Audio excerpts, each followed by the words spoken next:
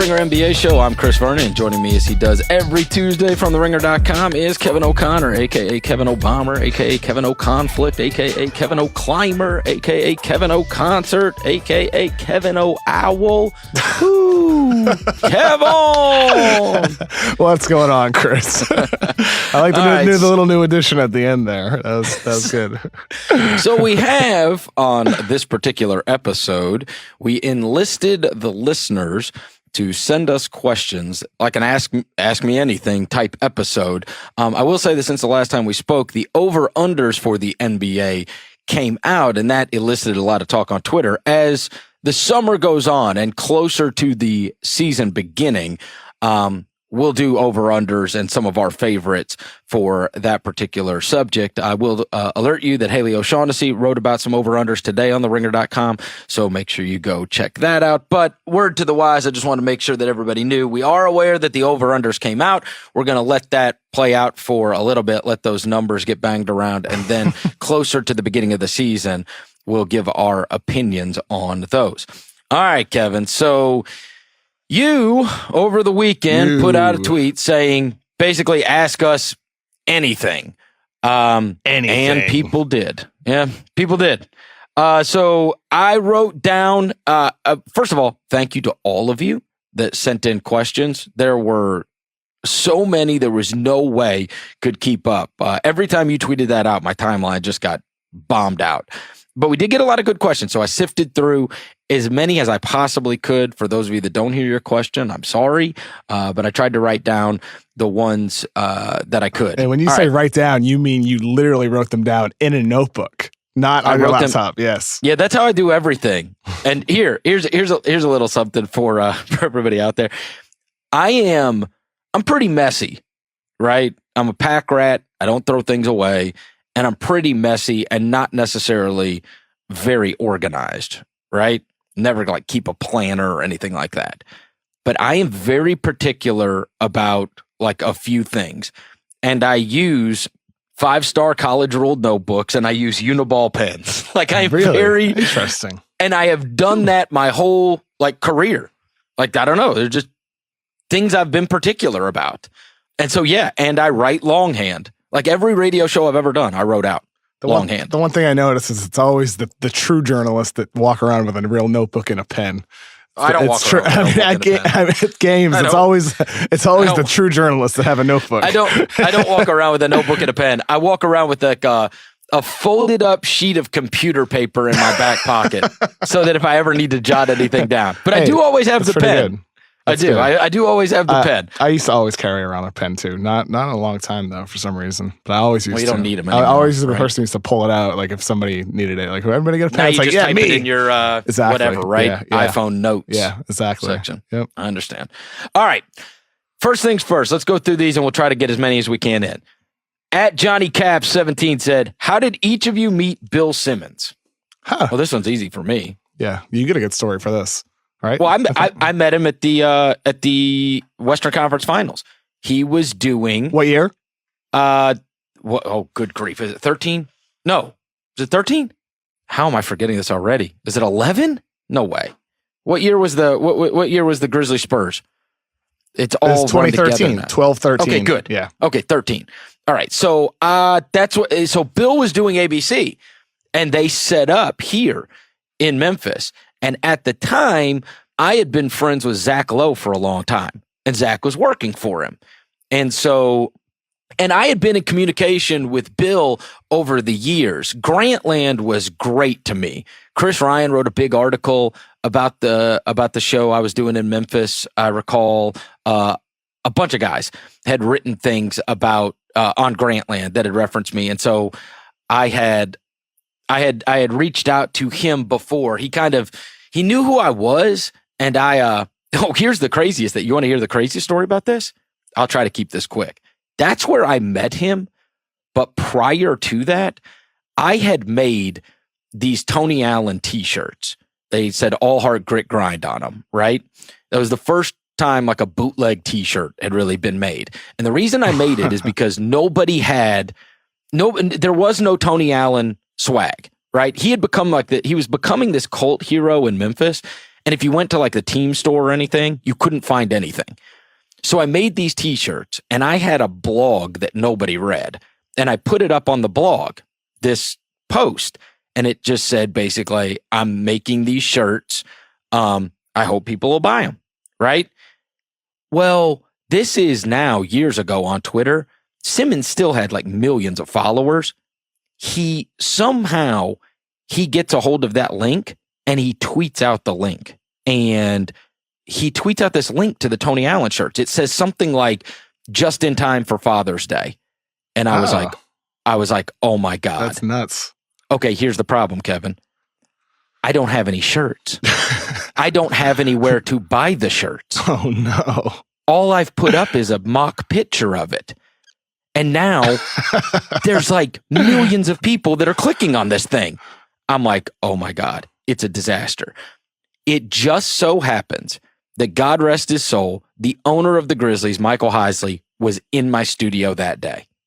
Oh my God. I mean, this turn of events is insane, right?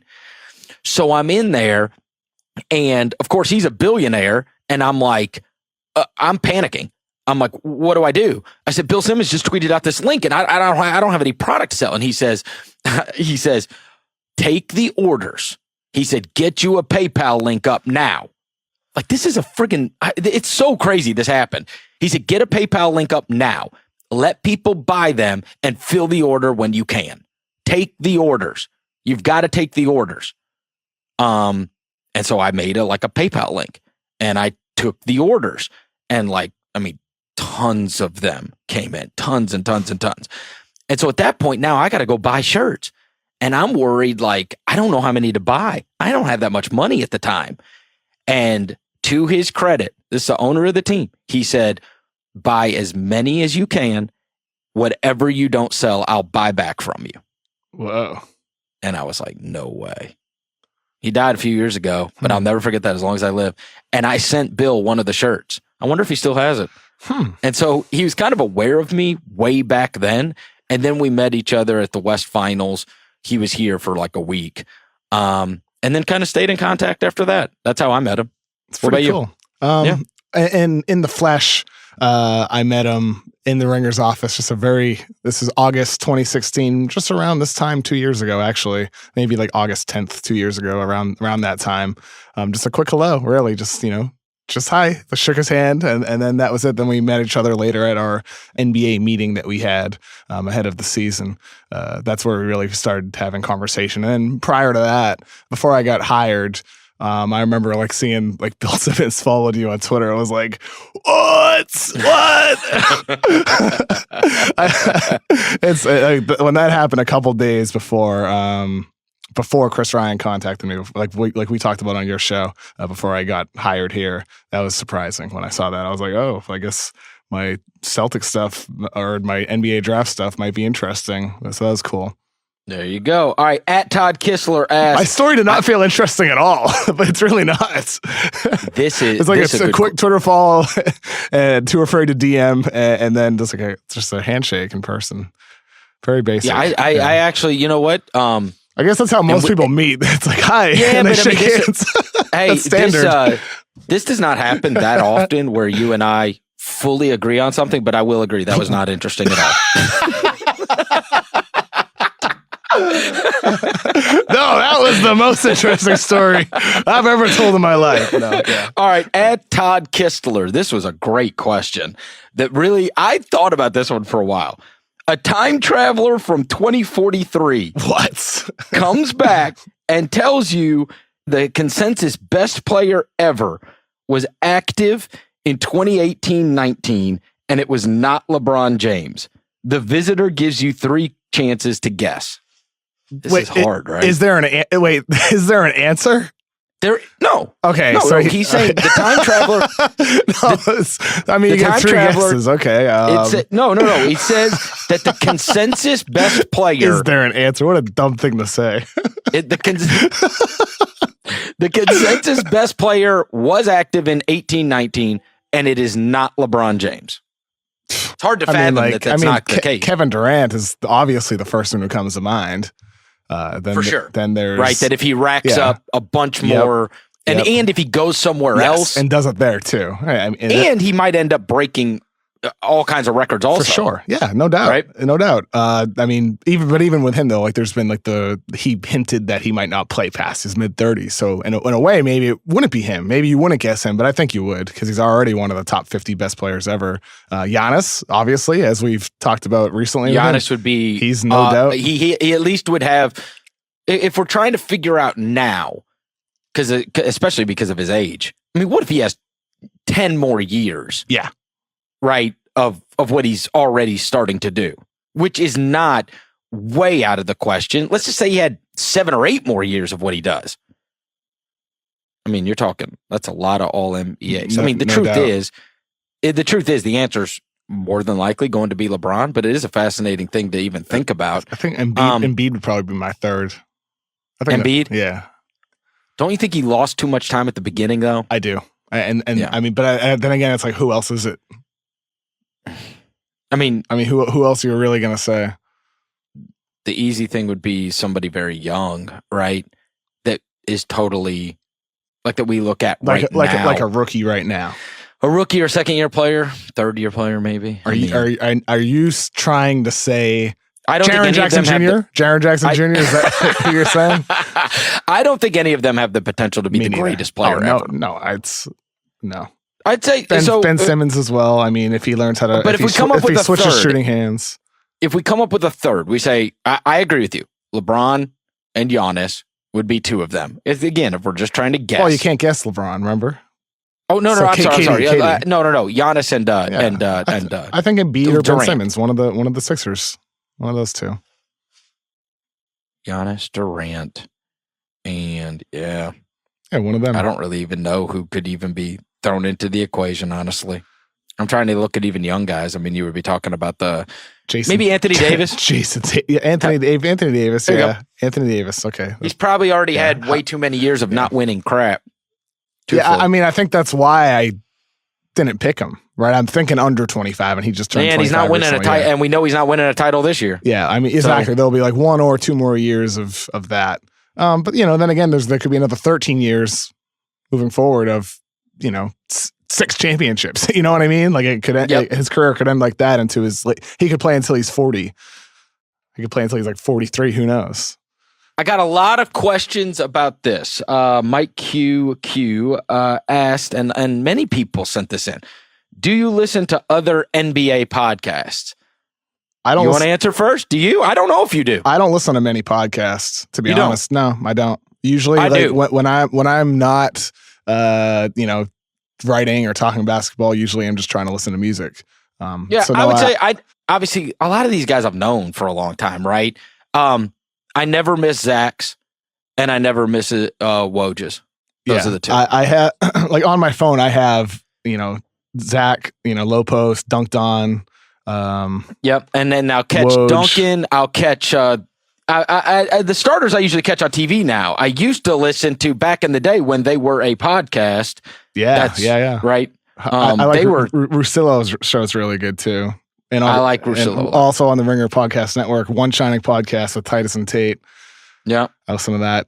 Yeah, let me look at my library season. and see if there's any. Obviously, Bill does a lot of NBA. I mean, look, put it this way: there's a lot of good NBA content. There are. It's overwhelming how much good NBA content there is on the internet, and it's like there's only so much time in the day to consume it. And for me, it's like it becomes a choice when it comes time to like really chill out. Do I want to listen to NBA pods, or do I want to listen to like some new music that just came out, or like one of my favorite albums? Usually, I'm going to I got nothing to say about bad to say about any of the others. But you said Russillo, like do catch. I'm trying to look at my library here. I would say if I'm being fair, the ones that I listen to religiously are Zach's and Woj's. What I need is like some not NBA podcasts, like to learn about random stuff or whatever. Like How I Built This is a podcast that I have on here. That's I'll tell you this. I listened to the Gladwell Revisionist History. Oh yeah, Malcolm Gladwell is for sure unbelievable. The last episode of this last season that he just did, the episode about Elvis, is it might be the best podcast episode I've ever heard. Honestly, and there's one in season 2 called King of Tears about country music and this guy named Bobby Braddock in Nashville. And both of them, I just like, they have been totally unforgettable to me. And that is rare. But I'm a big fan of those podcasts for sure. Yeah. That's probably one of the best podcasts out there. No doubt. Oh, and I listen to a bunch of the NFL ones. I am a podcast guy. I am. So, I mean, I listen to a bunch of the NFL ones, every episode of GM Street. I listen to the Ringer NFL show with Kevin and Mays. Yes. And GM Street, Tate and Lombardi. Yeah. So I listen to a bunch of NFL. I'd say NFL and NBA probably. And I look forward to hearing Bachelor Party later today. And I love the college football. I'm excited to hear that. Seriously, I'm really excited. The Bachelor was pretty good last night. Anyway, sorry. Yeah. Good grief, Kevin. The Bachelor. I watch. And then Behind the Bets. My buddy Chris Felica, the Bear from College Game Day, him and Stanford Steve do a college football one that I listen to. Okay. That I quite like. But yeah, I listen to a ton of podcasts. I do. I'm a podcast fan for sure. All right, let's see. Next one is, what is your favorite player media interaction you can remember covering? That came from B Twitter.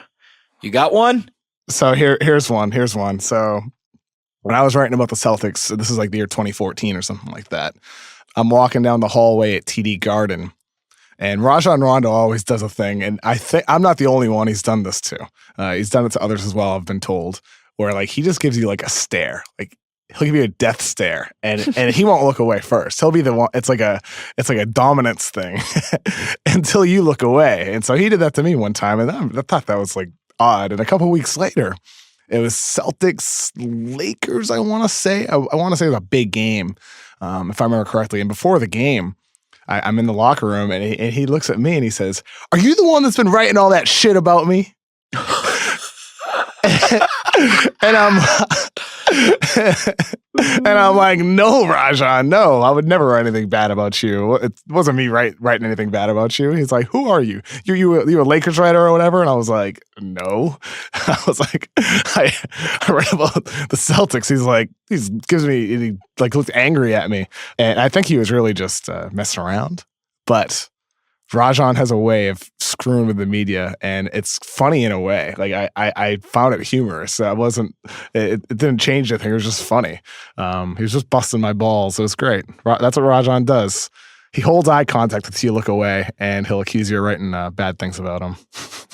Both of mine include Jason Williams. White chocolate himself. That's pretty good. Okay.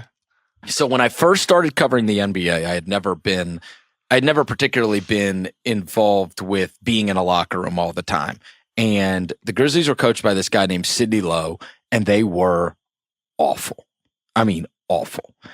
And Jason Williams would go after the game, and he would go into the training room until everybody was done. Everybody was done talking. And then he would sneak out. He never talked to them, right? Ever. Mm-hmm. He just wasn't in the locker room. Ever.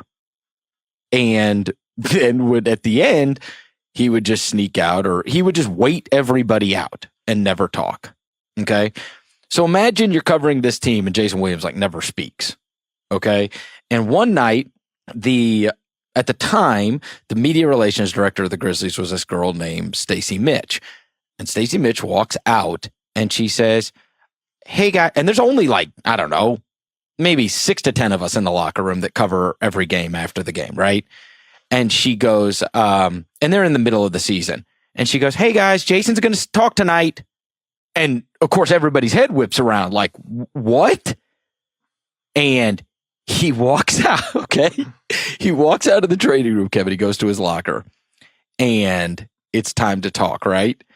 And so somebody asked the first question to Jason Williams, and he looks directly at all the TV cameras, and he's got all the microphones in his face, and he goes, "We suck. We suck. We're the worst team in the league. Write that." And he walked off, and that was it. And I was like, "Oh my God. This is unbelievable." So that was his only comment. And then there was some kind of controversy that had gone on. And the columnist here, this is years down the road, the columnist in Memphis, a guy named Jeff Calkins, wrote this column, pretty scathing about him, right? And he walked in, and another time he was in the locker room. He snatches the pen out of Jeff Calkins' hand, and he goes, "You ain't writing nothing, homeboy. You ain't writing nothing. You ain't writing nothing." And Mike Miller starts to like restrain him. And he goes, "He ain't getting no interviews. He ain't getting no interviews." And then he's going, "I'm good. I'm good." It was unbelievable. Absolutely unbelievable. Snatched the pen right out of his hand. He said, "You ain't writing nothing, homeboy." It's wild. Jeff said, "I'll write what I want to write." It was so. It's like it's the two times, honestly, I covered the guy for so long. It's the two times I can ever remember him like doing anything in the locker room. One time he said the team sucks and we're the worst in the league, and the other, he snatched the pen out of a guy's hand and told him he wasn't writing nothing, homeboy. It's pretty good. I love him. All right, next one. Let's get to, this is a good one. I'm interested in what your answer is going to be. This came from at Zach Dre. The best concert you've ever been to? Roger Waters doing The Wall. I saw Roger Waters do The Wall twice with my dad. And like whatever year that tour was, 2012, 2013, whatever year it was. But the first time we saw it, we had like nosebleed seats, and we're up there and before the show, and there's this woman like walking around with like tickets. And like she's just giving them away to people, and basically it was like a seat upgrade to like the loge inner bowl section down low. So we got upgraded, us and like a bunch of other people up in the nosebleeds got upgraded up to like this really nice section. And that, first of all, obviously set the tone for the night. And then The Wall is one of the greatest albums of all time, but The Wall by Pink Floyd. And Roger Waters, the production on that entire tour is, for me, it's like when you ask greatest concert, sometimes it almost seems unfair to say that was a concert because it was more like a whole show. It was a production. It was more than just a concert. That was fantastic. Yeah, that was the best show I've ever been to for sure. The funnest one I've ever been to was in college. I went and saw a Tribe Called Quest and Beastie Boys. And it was unbelievable. I had never really been to like a hip hop show like that before, but the whole arena was like bumping for 2.5 hours. And Q-Tip like came out with the Beastie Boys, and it was crazy. And it just stands out to me as something that was very fun. In terms of just like being in a place and being totally captivated by something, are you familiar with Damien Rice? Yeah, I know the name. I don't know his stuff that much, but Irish singer-songwriter. Yep. So I saw Damien Rice play in the Orpheum, which is the same. It'd be like where Broadway shows are. Yeah. In Memphis. It's like, I don't know, probably holds like 2,000 people, right? So it's like super intimate. And it just so happened he played a concert in there, and I was not like a super fan or anything, but he played a concert in there, and it happened to be his last one of the tour.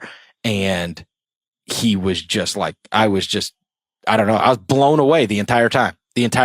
He was absolutely unreal. And I was, that's one that I would say, because that was so unexpected to me. But I remember walking out of there being like, oh my God, I don't know if he would walk to the end of the stage with no microphone and just an acoustic guitar. And so it was like a real small place like that. So you could see everything. Those are really fun. No. And the other one that I've seen in a really small place that stands out is I saw the Hold Steady, and it was 150 degrees in the place. And that guy, the lead singer of the Hold Steady, was like, he was like a gospel minister. He controls a crowd like nothing. It was so good. And it was like a club show, right? So it's tiny. I love small venues. I've been going to a lot of like little small shows recently in LA, and last night I went out with my friend Bill and his girlfriend Haley, and we reminisced about a show we saw 3 years ago. We saw Muse at Webster Hall in New York, and obviously Muse is a band that sells out arenas across the world, everywhere. In Asia and North America and Europe, and they did this little mini tour ahead of the release of their album, playing at Webster Hall in New York, which is not a big venue. I don't know capacity. It's maybe like 2,000-ish people in there. And we waited like in line like for like 6 hours all day to get in earlier for that. And we ordered pizza while we were in line. And went into the show. It was just a fantastic show seeing a big band like that in a small venue. I hope someday one band I want to see in a small venue that I've seen in a couple big ones is Arcade Fire. Their shows are like a religious experience. Just the energy in the crowd and like the positivity that's just resonating from the crowd and on the stage and how it's reciprocated back. They put on really, really outstanding shows. Arcade Fire does. All right. At Craig is funny. Here's an NBA one asked the starting 5 underappreciated players of all time. Now, I did not prepare you for this. I have no idea. No, I did not prepare you for this. And I will tell you, you take this one and I'll respond to what you say. Okay. I didn't spend a lot of time on this. Yeah. Okay. What I wanted to do was the unsung heroes of all time. Well, no, I wanted to do it off the top of my head. I was just going to write down. Okay. I was just going to write down names. Okay. And try to come up with the top 5, like I was just whatever my immediate reaction was, right? And so I'm saying that on the front end. So when people come at my neck over this, I'm telling you, I didn't spend a lot of time looking at this. The guy said your top 5, your 5 underrated guy or underappreciated players. Who would your starting 5 be, right? And I just wrote down a name. I wrote down point guard, shooting guard, small forward, power forward, and center, right? Okay. Yeah. Okay. And this was this was my initial reaction. Point guard, Andre Miller, shooting guard, Joe Dumars, small forward, Sean Marion, power forward, Horace Grant, center, David Robinson. It's funny. Sean Marion was the name that came to mind for me. Sean Marion. I always love watching that guy play. And I think, in today's NBA, with all the versatility and all this, stretch fours, I think even today he would have been even greater than he was during his actual time playing. It's a pretty good list, Chris. I like the Andre Miller mention too. Yeah, this was, again, I didn't think a long time about this. So this was, again, as I'm writing it down, this is what was going through my head. Andre Miller was consistently on that list of best players in the league that didn't make all-star teams. Okay. And so that's always kind of stuck in my head. Andre Miller was always really good, but he was always the guy that didn't make the all-star team, but everybody acknowledged he was really good. Right. Joe Dumars was, I've never forgotten Jordan calling him the best defender he faced. And obviously he had the one finals where they swept the Lakers where he averaged like 27 a game, which was chronicled in that Bad Boys doc not that long ago. And so that was kind of in my head. Sean Marion was always a guy that I thought was underappreciated, much like you. He comes to a lot of people's minds very quickly. Horace Grant was one because he's always the guy that like is never mentioned as a third wheel. Right. It's always Jordan and Pippen. And then sometimes people throw in Rodman. Right. But Horace Grant was like double guy for them. He was 14-10 one year, 15-11 another year, made an all-star team. Then he went to LA and won a ring. And then he was like a veteran on that Orlando team that made the finals. And I always kind of thought that Horace Grant was better than just like, I don't know, than what he got credit for being. Right. To put up those kind of numbers and be that solid playing alongside 2 bona fide Hall of Famers, all-time greats, it's hard to get your credit. And David Robinson was just a guy that I always like. Maybe it's because the reason it was on my mind is because it was his birthday, I think within the last week. And somebody put this highlight video on Twitter and I was like, Jesus, I mean, like, go watch his highlight video. It is, and no one ever talks about him, ever. Like, people still talk about Hakeem Olajuwon, sometimes Patrick Ewing. I don't know. He seems like the forgotten one, but he's for sure an all-time great. And his highlight video that was up, that I can't remember, maybe the NBA posted it for his birthday. It was like, God, man, you just forget how unbelievable this guy was and how well he ran the court. And he was, always in crazy shape and great defender, great offensive player. I don't know. Oh, yes. When I watched that highlight video, I was like, damn, man, this guy, he looks crazy. So anyway, yeah, that was off the top of my head. That's what I came up with. G Dota asked, do you have a diet you stick to? I couldn't wait to ask you this because your weight loss has made real reverberations. Yeah, I don't know why. I don't get it. Because Shea Serrano's busting your ass about it. I don't know. I lost 40 pounds in 2011. Like I've lost like 5 pounds like the last month. Whoop-de-doo. How'd you lose the 40 pounds? There was this diet book that I roughly stuck to at the time called the 17-day diet. It was basically like a no carb, for 17-day diet. Then like it's basically the 17 days is the gimmick. 3 weeks. For 3 weeks, it's no carbs. And then it's like you're slowly integrating carbs back into your diet. And so like at that time, I lost 40 pounds from like 210 to 170. And then over the years, I gained like 20-ish back. And then I wanted to shred that and get back to the 170-ish range where I was before. But really like, this summer, it's mostly just been the same thing where it's like a lot of, protein, fish, chicken, turkey, not really much carbs at all, really. It's a very low carb diet that I'm on now, and I've been integrating like resistance bands workouts into my morning routine, which has been really nice. I think like because I'm not about weights, but like resistance bands have been really good for getting, I guess, a little leaner or whatever. It's been good to work up a sweat in the morning. Honestly, it's really just low carbs, no carbs, and like no, greasy food, no fast food. It's not hard to eat healthy and find some good food. There's so much tasty, good food. That's what I discovered in 2011. There's like tasty, healthy food. Yeah, well, in LA. There's tasty, healthy food everywhere. There is everywhere, but it's a lot more expensive. That's the one thing I've learned about LA. I mean, it's accessible. Yeah, like the produce in LA is really good. Right. Like like a farmer's market the other day, I bought what was labeled a Japanese watermelon, and it is probably one of the best watermelons I've ever had in my life. So tasty. I don't really stick to anything. I say I don't really eat fast food, and I don't really eat fried foods very much. And You know what I mean? And I don't. Exactly. And I lost a ton of weight when I was after my freshman year of college. I lost a ton of weight, and that was I stopped eating fast food and I stopped drinking soda because I was big soda guy, right? And so I stopped both of those things, and I never picked.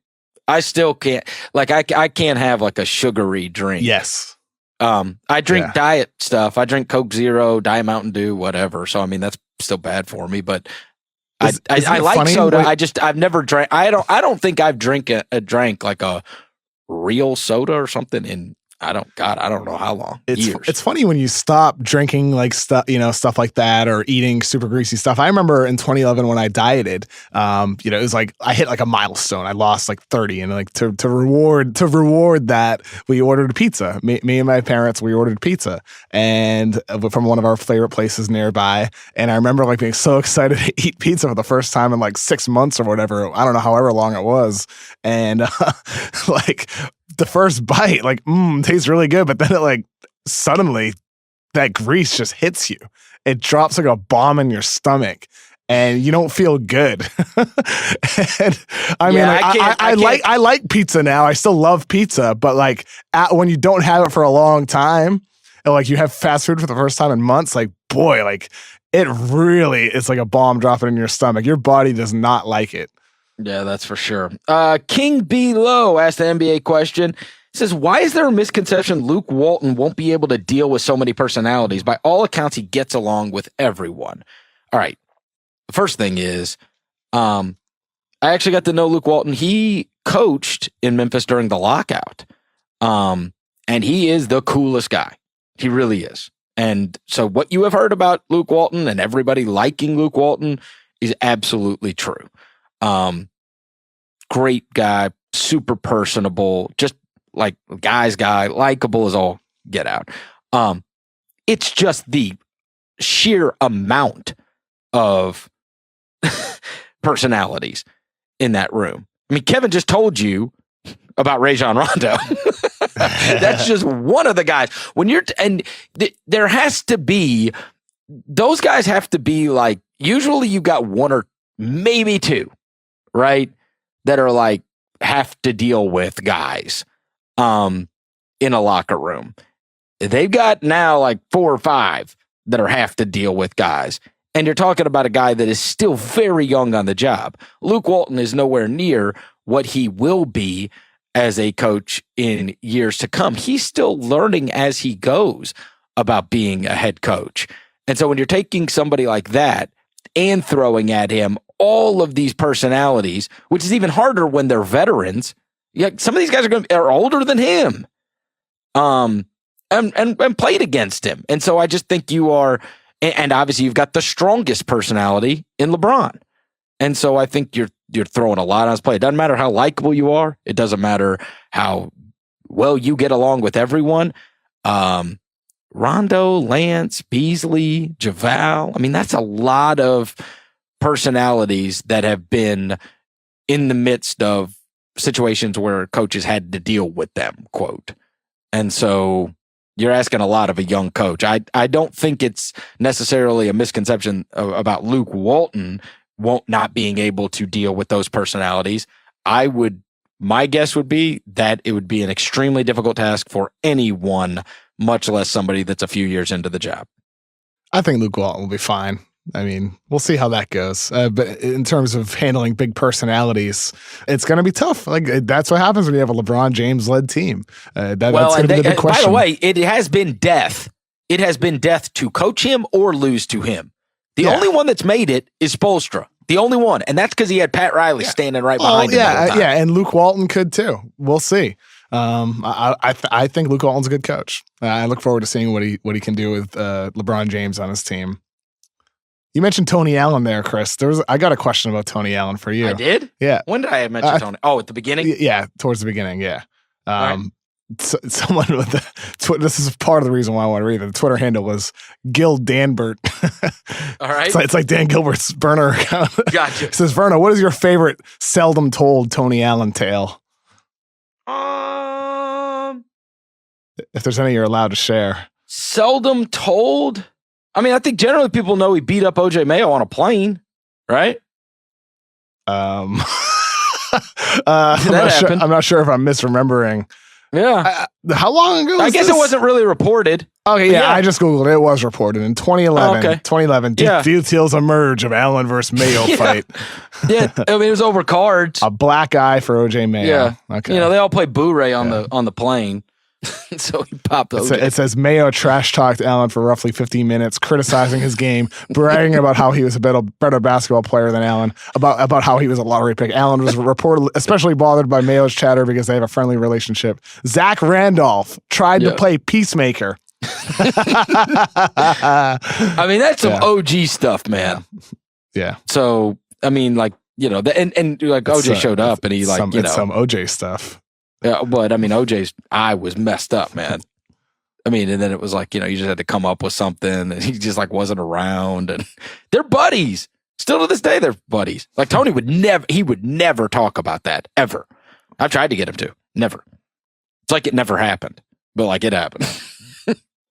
I mean, listen, he's the realist. All right. Let me make that clear. Like he is not to be trifled with. Who the hell hit somebody on a plane? There's nowhere to go, by the way. You got to sit there for the rest of the trip. You know what I mean? Not the best place to get in a fight is on a plane. And obviously, those cards, man. Cards is serious business. Heated. Serious business. They said that. I remember Rudy Gay saying afterwards that they were going to have to play Candyland on the plane from now on. Oh my god! Because Candyland, no more cards. Candyland is low key a good time. I used to play with my grandpa. Jesus Christ, Kevin! What? Yeah, I used to play when I was like when I was a little kid. Candyland was cool. Oh, Candyland was fun when you're a little kid. We're talking about NBA players on a plane. I used to play when I used to go over to my grandpa's house on like Wednesdays when I was a little kid. All right, dude. Let me just tell you, Candyland is a good time, and I hope with like all these everybody on phones these days, Candyland doesn't go away. It was a good board game. All right, listen, I'm telling you this: you whip out a you whip out a box of Candyland on an NBA plane, and Tony Allen will beat your ass. No kidding, no kidding. I'm saying for you guys want to play Candyland? Like what the hell? Okay, no Candyland. Okay, I have a question about games. Speaking about games, Chris. There's one other one that I was curious about. You took video of your son playing Fortnite recently. Yeah, Paul Wren asked, how many wins does Verno have in Fortnite? Oh, I'm horrible. Absolutely horrible. I have no wins. The best I've gotten is like in the top 10, and that's because I hid in the bush for like a half an hour. Hey, there's nothing wrong with camping. Camping is a legitimate strategy. I've only gotten 2 kills ever. Oh my goodness. And by the way, if I happen to kill how does you, your son react when you get a kill? Is it like winning the Super Bowl or no? Like, I mean, because I talk a lot of trash and I talk about how awesome I am, and then I go and get killed, and he makes fun of me. I mean, I'm bad at it. I'm bad. Yeah, that's okay. I can't get. You know, the problem is because I can't get the right controller. So we got a PlayStation 4 on the right controller. I can't. Like how you view, like look right and left. Yeah, that's the reason why you're bad at the game. Yeah, right. Sure. Well, no, and then when someone starts shooting at me, I don't like. I'm not quick enough to react, and then I start like looking down immediately, and then I'm like looking down at the ground, and then it says eliminated, and I get mad, and I don't. In fairness, I've only played it probably 10 times. You're a BK on Fortnite. He calls me what's the word? A noob. A noob. Yeah, a noob. Yeah, he said that's where the noobs go, and I said I don't even know what you're talking about. Shut up. And then I go. Hey, this is the funniest one. The other night I walked in there and I said, give me that controller. I said, I'm the king of tilted towers. Like that's one of the places, right? Where you drop down with the umbrella, right? And he's like, you're not the king of tilted towers. He's like, you got like 2 kills ever. And I was like, bet I drop down right at tilted towers and I just start killing people. And he was like, okay, let's see. Right. So I started, right, the bus, and you jump out the bus, and you got like the little parachute, whatever. And I said, guide me to Tilted Tower. So he told me where to go, right? I swear to God, Kevin, I landed on the top of one of the towers. Like my feet hit the ground. It said, boom, you're eliminated. I was like, wait, what? Oh, my God. I got killed within 2 seconds. We got to get you on like the Ringers Fortnite Twitch streams. No, you don't. No, I think we do. I think we do. I'm pretty sure. I think that's what makes it more fun. The fact you're so bad at it. All right. At Chill Deucey asked, what are your favorite albums of 2018? Oh boy. Favorite albums of 2018. The first one that came to my mind was Daytona, Pusha T's album. I've probably listened to it the most. Your answer's gonna be way different than mine. That's for sure. It's only like 20 minutes long. I've listened to it like 1,000 times. So I mean that one popped up in my mind when I first read the question. You'll give us some kind of hipster thing that no one's ever heard of, right? Hipster thing. So Sad, So Sexy by Licky Lee. I think that's probably my favorite album of the year so far. Sure enough, haven't heard of it. Oh, geez.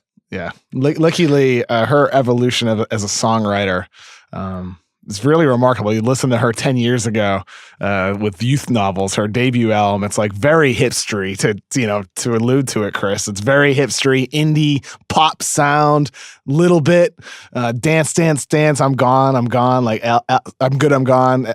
Songs like that. Very hipstery, but So Sad, So Sexy is her most mainstream album, Chris. It is a mainstream pop album with like elements of trap within the songs like Sex, Money, Feelings, Die, Deep End, So Sad, So Sexy, the album title track. It is a fantastic, compact 34-minute album. Listen all the way through. It's beautifully produced, wonderfully written, and Licky Lee, as always, sounds beautiful on it. It's great. Licky Lee. Lykkeli. Licky Lee. I am unfamiliar with her work. The Kids See Ghost. I really like that. That's the Kid Cudi and Kanye West. Fourth Dimension is probably the most played song on this phone now that I'm looking at it. It's the best beat of the year for sure. Oh, there's a song by Snow Patrol. What If This Is All the Love You Ever Get? One of the prettiest songs of the last 5 years. That's on their new album. I love that song. Janelle Monáe, I've listened to a lot. That's your girl, right? Yeah, I saw Janelle Monáe live Dirty Computer came out this year, right? Dirty Computer, yeah. Okay, I like that a lot. I like her. I didn't love Dirty Computer. I didn't love it. It's good. I just didn't love it. I thought God's Favorite Customer by Father John Misty. Shout out to Dan Bailey, drummer in the band. I saw Father John Misty live a couple weeks back. The kicker for the Cowboys? Yeah. No, Dan Bailey, the drummer for Father John Misty. Shout out to him. Oh, okay. But God's Favorite Customer, probably my favorite Father John Misty album, I think. That's a really good album. And again, another short album too. I'm pretty sure that's around maybe only 40, Who is the most 40 minutes? popular music artist that you like? Arcade Fire, would you say? I mean, what is Arcade Fire? I mean, they're like popular. Sold a lot of albums, or that a lot of people like that. Somebody that you can't see in a 200-seat arena. Lady Gaga. Oh, Lady Gaga. I love Lady Gaga. I saw Lady Gaga at Fenway Park last August. There you go. And so Lady Gaga, she plays at Fenway, right? And like during the show, she says like, I'll be across the street at the House of Blues afterwards. So like I'm there solo. And I was like, I'm going. Why not? And, after the show across the street, there's this long line of people outside, this really, really long line outside the House of Blues. And I'm like, oh my God, screw this. I'm never going to get in. So I walk up to the box office and I'm like, can I buy a ticket to get in? Cause I saw somebody cut the line. And I was like, yeah, you can go in if you have a ticket. Because other people were just going in with their Lady Gaga tickets from Fenway. So I bought a ticket for the actual band that was playing there and cut this line of 400 people that were wrapped around the block.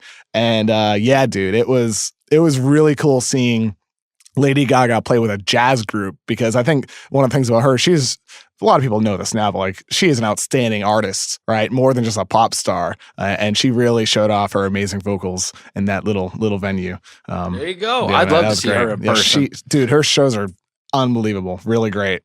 Now I think that was probably shocking to a lot of our listeners that Kevin O'Connor loves Lady Gaga. I love Lady Gaga. All right, I'll match you. For Muse is probably the band that's most popular that I like. But yeah, you're gonna match me.